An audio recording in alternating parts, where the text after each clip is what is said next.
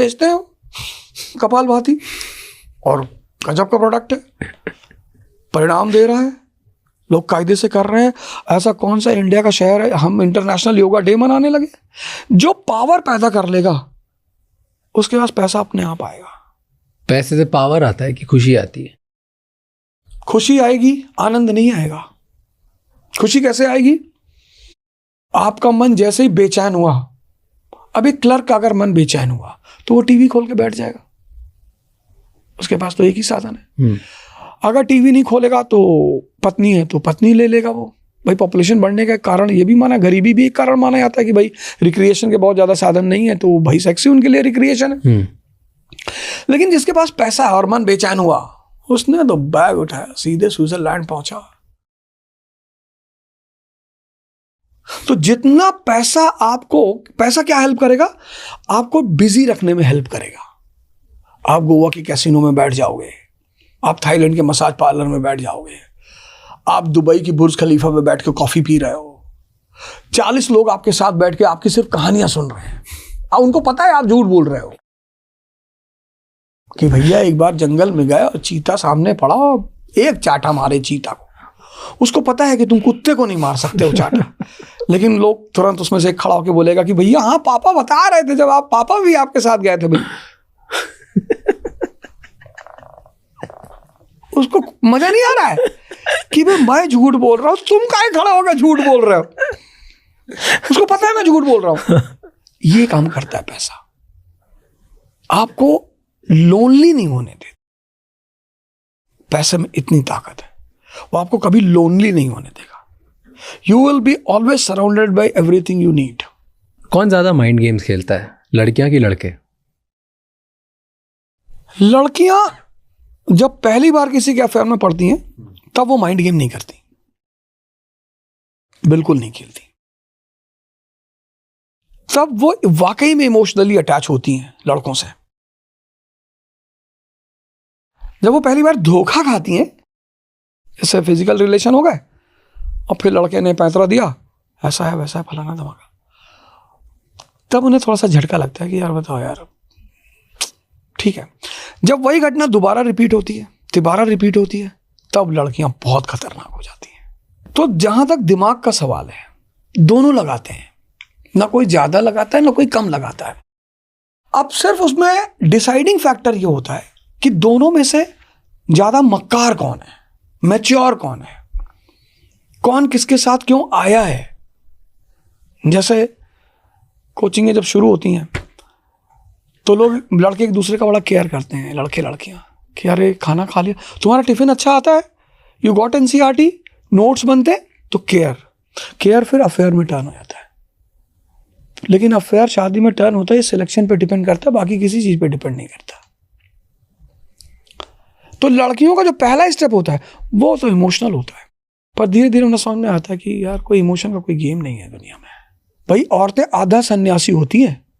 सन्यासी कौन? जो अपना घर छोड़ दे, वो सन्यासी। और औरतें शादी के वक्त अपना घर छोड़ के आती हैं, that means they are half सन्यासी।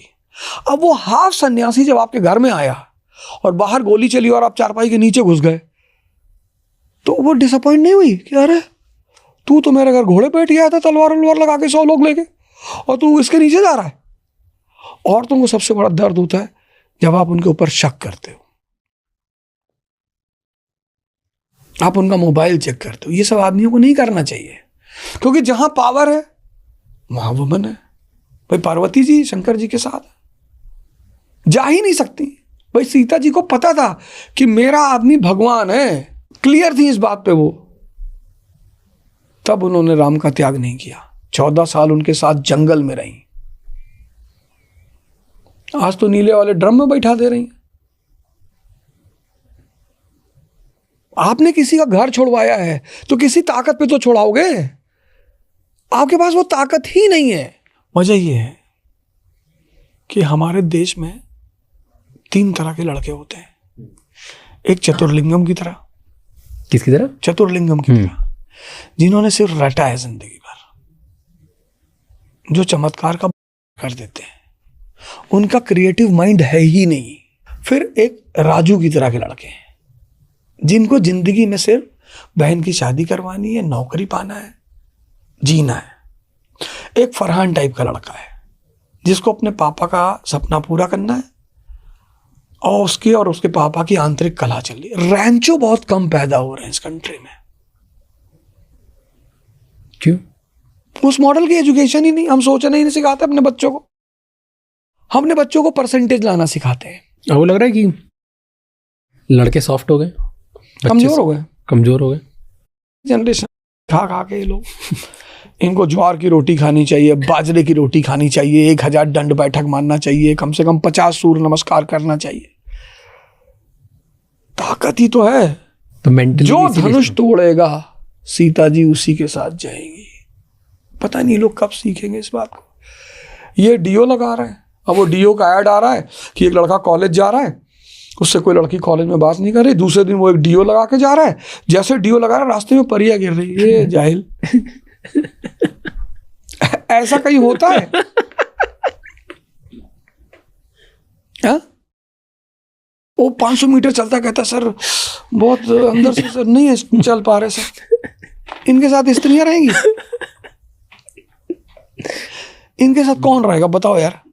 अरे जिम खुले चारों तरफ, कहीं नहीं जा सकते, जिम ही चले जाओ यार। कितनी प्यारी जगह है जिम। योग नहीं कर सकते हो, ध्यान नहीं कर सकते तो जिम तो चले जाओ। 1 घंटा हर लड़के को जिम देना ही चाहिए। मैं तो कहता हूँ 3 जगह जाओ। एक लाइब्रेरी, कुछ सोचने को मिलेगा, कोई विजन मिलेगा। नॉवेल्स पढ़ो। नॉवेल भी अजीब अजीब सी पढ़ रहे हैं। पहले लोग नॉवेल्स लिखते थे तो थीम होता था, हिस्ट्री का होता था, सोसाइटी का होता था, थीम्स होती थी। जैसे चित्रलेखा है, थीम है, वुमन थीम, सेक्स थीम है उसकी। अब पढ़ना ही नहीं है तो दिमाग विकसित कैसे होगा? तो मैं कहता हूं लाइब्रेरी जाओ, जिम जाओ और मंदिर जाओ। मंदिर जाओगे, ध्यान करोगे, आध्यात्मिक ताकत बढ़ेगी, विजन बढ़ेगा। ये जाते ही नहीं। ये तो परी की शर्ट पहनना चाहते हैं। मैं एक शादी में गया, अभी रिसेंट की बात है, 5-6 महीने पहले की बात है। मैं शादी में गया तो एक लड़का जो है वो सूट पहना हुआ था और परी का पहना था और इनका जूता पहना हुआ था। और मैं तो यही स्केचर पहना हुआ था 4-5 हज़ार का।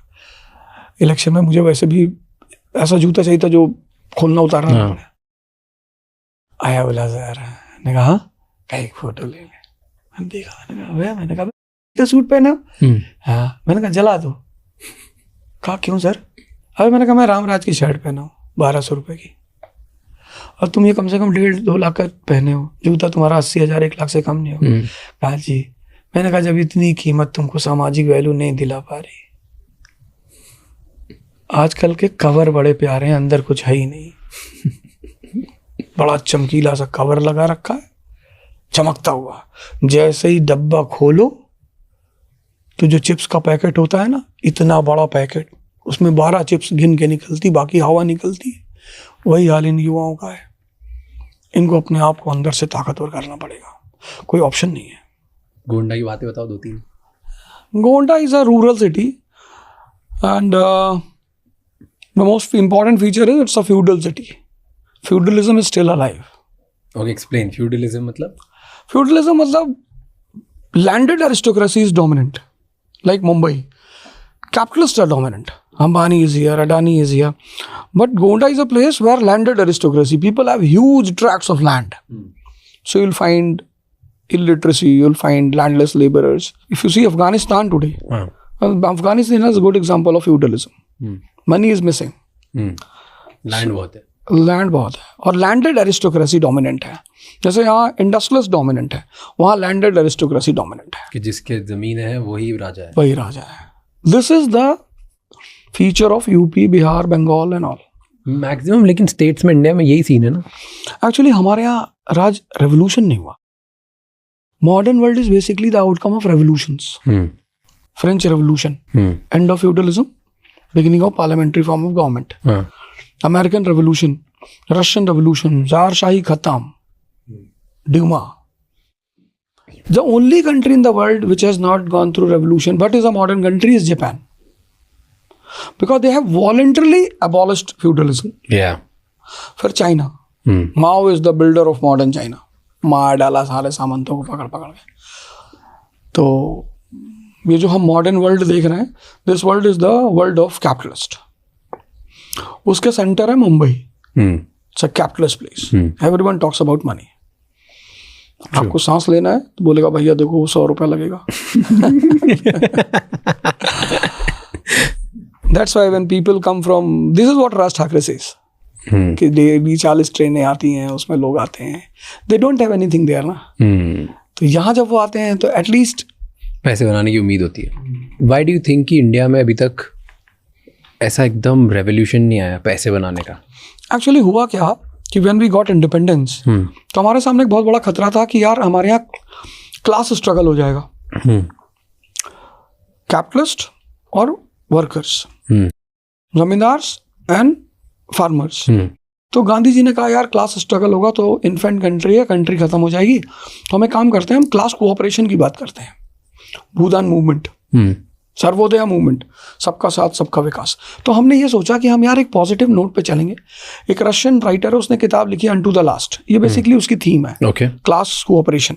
तो गांधी जी ने कहा यार इसी पे काम करते हैं और क्लास कोऑपरेशन करके हम आगे बढ़ते, सब साथ में बढ़ेंगे।